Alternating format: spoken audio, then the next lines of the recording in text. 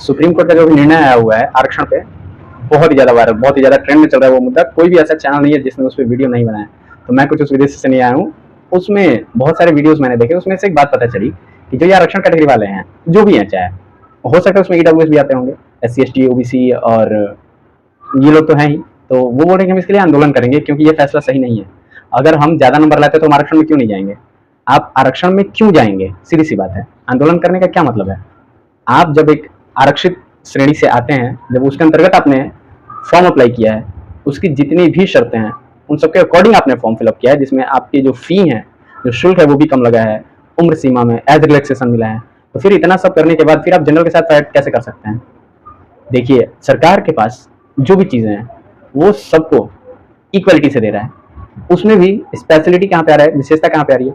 जहाँ पे जो आरक्षित वर्ग के लोग हैं उनको सारी मूलभूत सुविधाएं सरकार की तरफ से मिल रही हैं। तो फिर ये रिजर्वेशन वाले कैटेगरी में जनरल में क्यों आना है? क्यों आना है रिजर्वेशन में?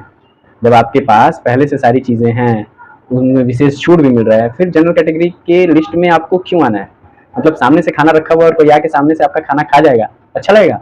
आपका सीट जो रिजर्वेशन कैटेगरी में वो वैकेंट रह जाएगा, और जो जनरल कैटेगरी का बच्चा वहाँ पे एक रिक्रूट होता है, जो वहाँ पे रिक्रूट होता है एक एस्पिरेंट, वो आपके चलते खाली रह जाएगा और आपकी कैटेगरी में सीट भर जाएगा। तो जब आपको इतना विश्वास है, आपको आत्मविश्वास है अपने काबिलियत पे, तो आप पहले आरक्षण का लाभ मत लीजिए। आप अपनी रिजर्वेशन कैटेगरी का सीट छोड़ के जनरल कैटेगरी में लेने आएंगे, ऐसा क्यों? ये तो किसी भी तरह से वैध नहीं है। और जहां तक बात है आंदोलन की, तो उसका कोई मतलब नहीं है, और ये पूरा बेसलेस है, सेंसलेस है।